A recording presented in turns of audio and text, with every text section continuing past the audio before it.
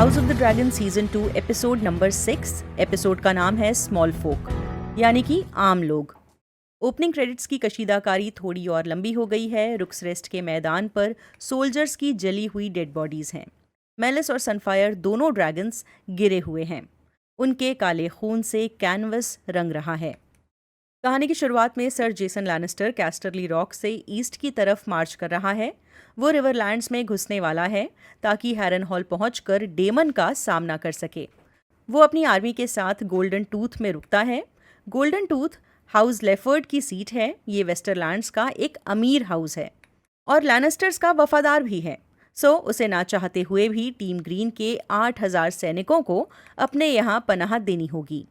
Sir Jason यहाँ रुककर King's Landing में एमंड के लिए पैगाम भेजता है। मैसेज में एमंड को वहाँ वगार पर सवार होकर आने के लिए कहा जाता है ताकि जब वो हैरन हॉल पर मार्च करें, एमंड लैनिस्टर आर्मी को प्रोटेक्ट कर सके। चलते हैं किंग्स लैंडिंग। यहाँ एमंड टारगेरियन सर जेसन की डिमांड पर गुस्सा हो रहा है। काउंसिल उसे समझाने की कोशिश करता है कि ये रिक्वेस्ट गलत नहीं है, क्योंकि डेमन और कराक्सिस पहले ही हैरन हॉल में जमकर बैठे हुए हैं। लेकिन एमंड इस मैसेज को सिर्फ ईगो की नज़र से देख रहा है, एक लीडर की नज़र से नहीं। ओके, सो वो ट्रियार्की से कनेक्शन बनाने का आइडिया सामने रखता है।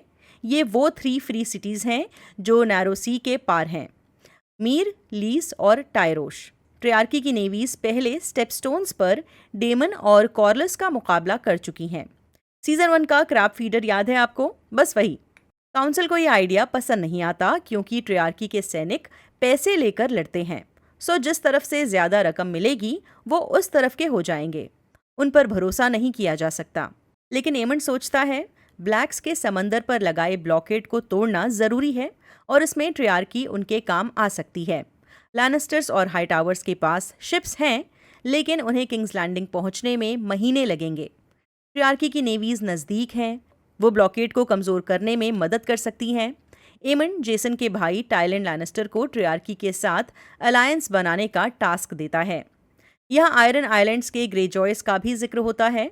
उन्होंने अभी तक किसी साइड का सपोर्ट नहीं किया है, ना ब्लैक्स का और ना ही ग्रीन्स का। जिक्र होता है कि ग्रेजॉयस को अपनी तरफ लाने के लिए उनके सामने शादी का प्रपोजल भेजा जा सकता है।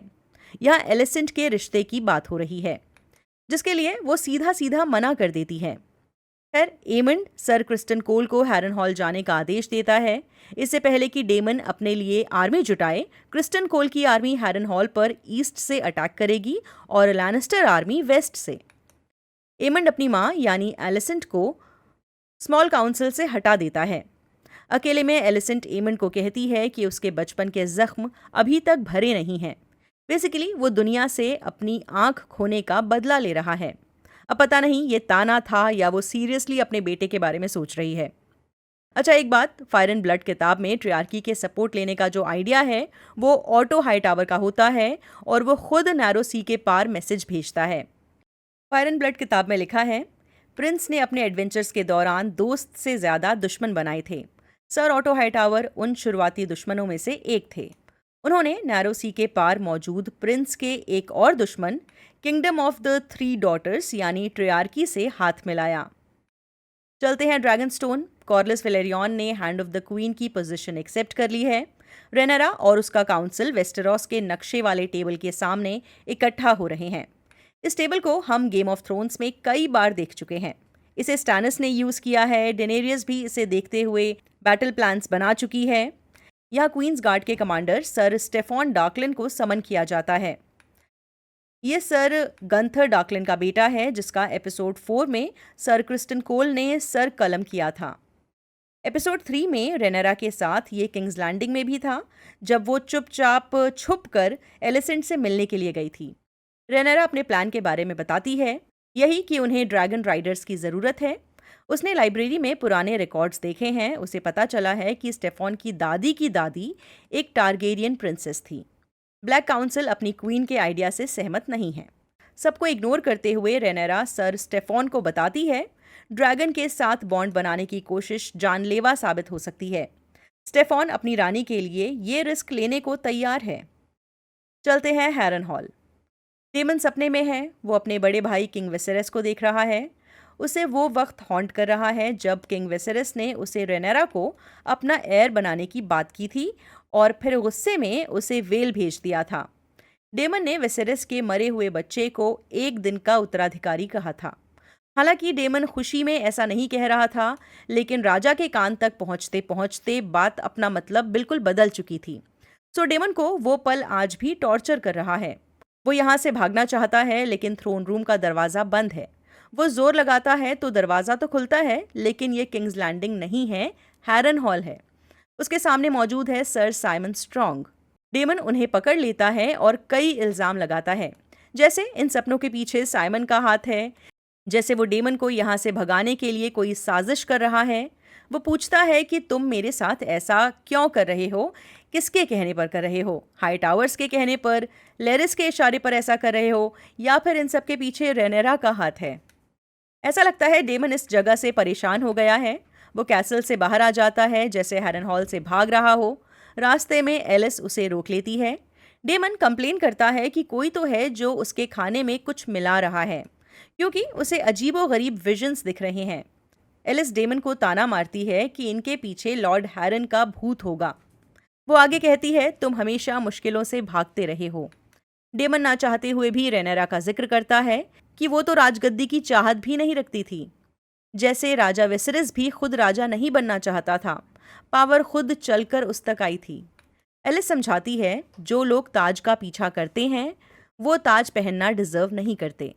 वो रिवरलैंड्स के लॉर्ड्स के एटीट्यूड को लेकर भी बात करते हैं, यही कि ये सारे बहुत ज़्यादा ईगो वाले हैं, कोई पहले झुकना नहीं चाहता। डेमन झल्ला कर पूछता है कि तो अब मैं क्या करूं?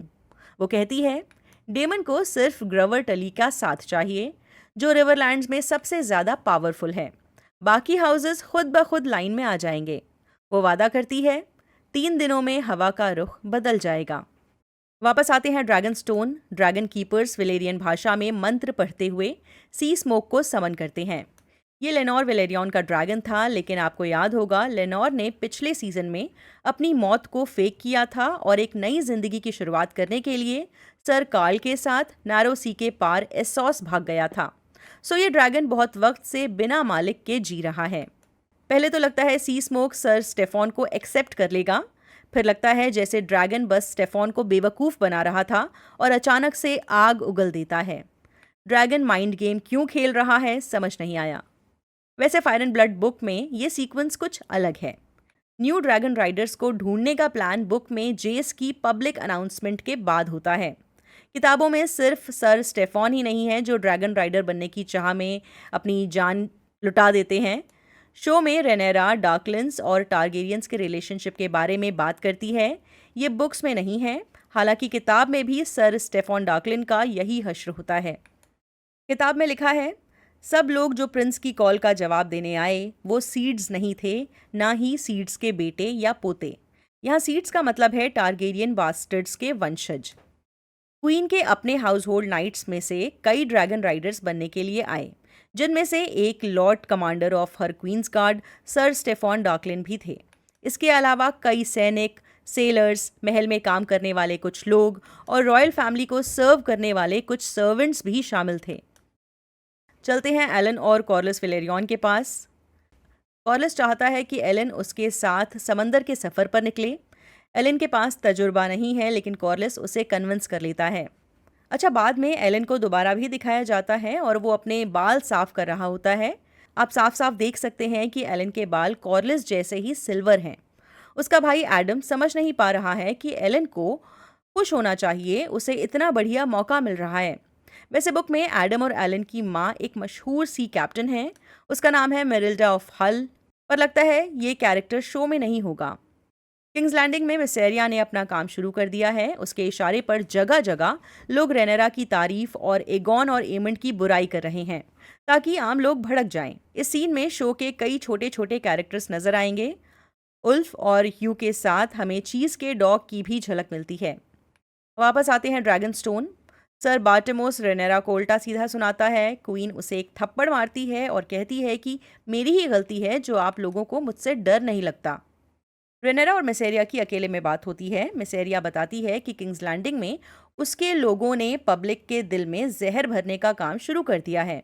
मैसेरिया बार बार क्वीन रेनेरा को सलाह दे रही है कि वो लोग अफवाहों और बातों से भी जंग जीत सकते हैं। उसे तलवार उठाने की जरूरत नहीं है। किंग्स लैंडिंग के रेड कीप में लेरिस एमंड को अपनी बातों में फंसाने की कोशिश करता है, लेकिन अपने सारे पागलपन के बावजूद एमंड इतना समझदार है कि लेरिस की चालाकी साफ साफ देख सकता है। वो कहता है, मैं चापलूसों या चाटुकारों को बर्दाश्त नहीं कर सकता। फिर वो लेरिस को हुक्म देता है कि अपने दादा ऑटो हाईटावर को पैगाम भेजे ताकि वो उन्हें हैंड ऑफ द किंग की पोजीशन ऑफर कर सके। जब एगॉन ने ऑटो से उसका ओहदा छीना था, वो जगह क्रिस्टन कोल को दे दी थी। तब से ही ऑटो ओल्ड टाउन में है। इस सीन में लॉर्ड जैस्पर वाइल्ड भी मौजूद है।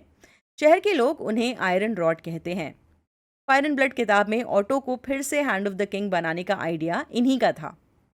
किंग एगॉन को होश आ गया है। इस खबर से एमंड ज्यादा खुश नजर नहीं आ रहा। लेरिस के चेहरे पर उम्मीद है, हालांकि राजा की हालत अभी ज्यादा ही खराब है। वो बस कुछ वक्त के लिए ही जगता है। वो बहुत ज्यादा दर्द में है, जिस वजह से उसे स्लीपिंग पोशंस दिए जा रहे हैं। जब एमंड उससे मिलने पहुंचता है, राजा कहता है कि उसे कुछ भी याद नहीं कि उसकी ये हालत कैसे हुई। बेसिकली एगॉन को अपने छोटे भाई एमंड से डर लग रहा है। अगर उसे जिंदा रहना है तो उसे बचकर रहना होगा। ऐसे प्रिटेंड करना होगा जैसे एमंड ने उसकी ये हालत नहीं की। चलते हैं वेल। यहाँ रैना टारगेरियन अपने सौतेले भाई जॉफ्री से बात कर रही है। वो दुखी है क्योंकि वो एक ड्रैगन राइडर नहीं, बस एक बेबी सिटर है। टहलते हुए आगे बढ़ने पर रैना को जमीन पर घास का एक जला हुआ हिस्सा मिलता है। वो लेडी जेन से मिलने पर इस बारे में पूछती है।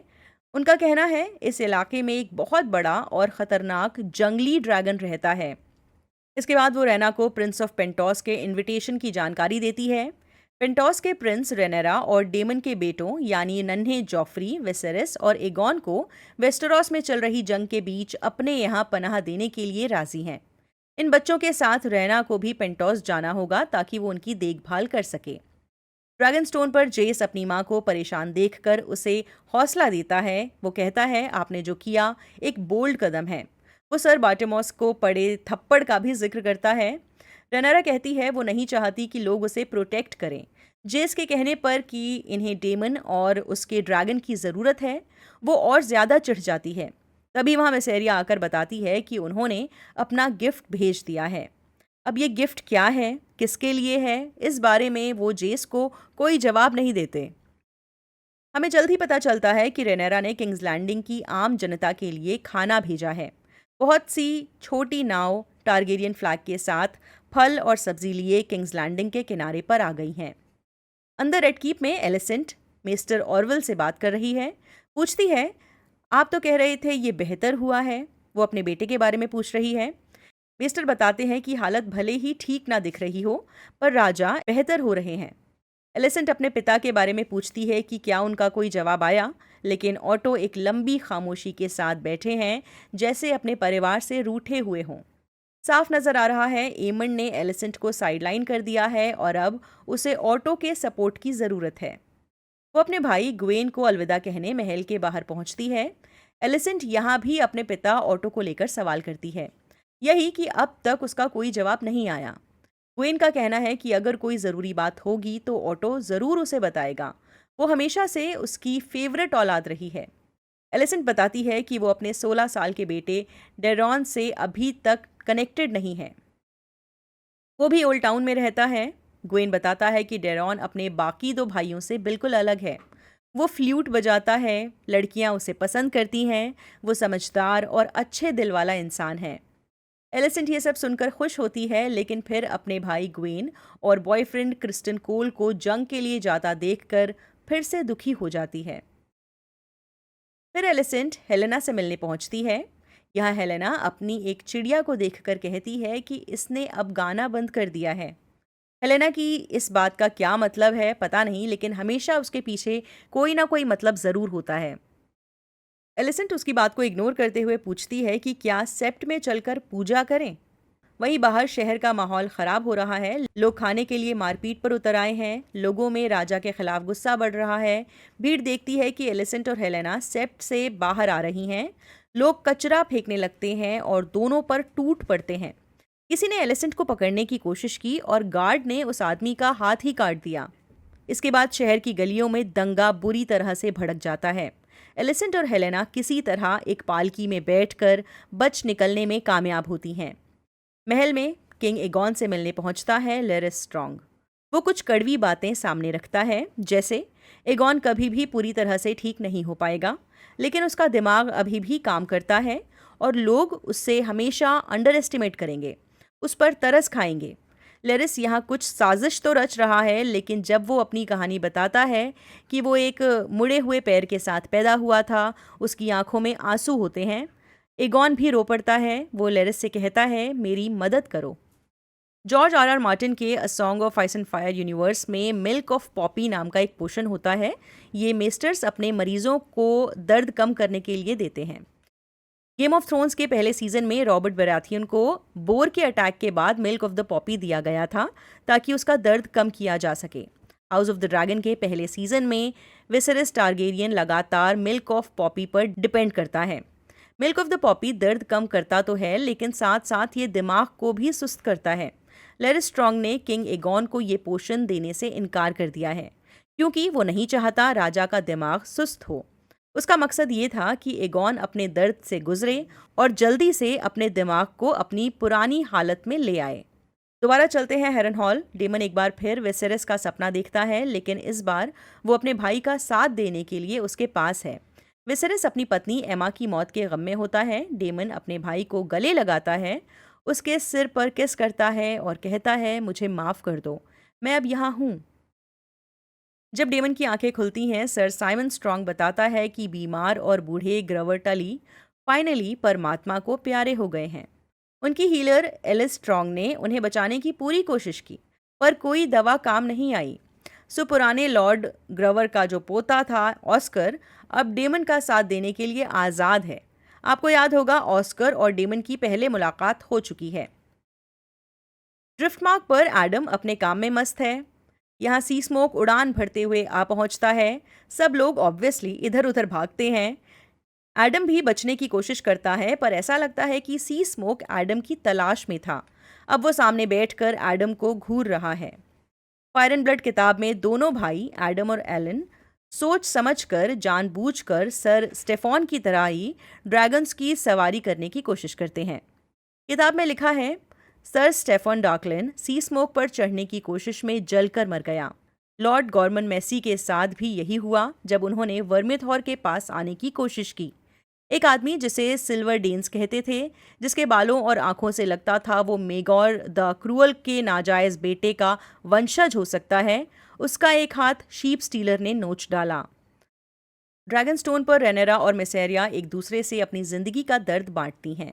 रेनेरा को लगता है वो ये जंग नहीं जीत सकती, और ये भी कि डेमन अब उसके साथ नहीं है। मिसेरिया अपनी पुरानी जिंदगी के राज खोलती है, बताती है कि उसे उसके पिता ने सेक्सुअली एक्सप्लॉइट किया और जब वो प्रेग्नेंट हो गई तो उसे मारने की कोशिश की। वो किसी पर भरोसा नहीं करती, लेकिन रेनेरा के साथ बेहतर लगता है। रेनेरा उसे गले लगाती है और धीरे धीरे ये इज्जत और दोस्ती का रिश्ता फिजिकल इंटीमेसी में बदल जाता है।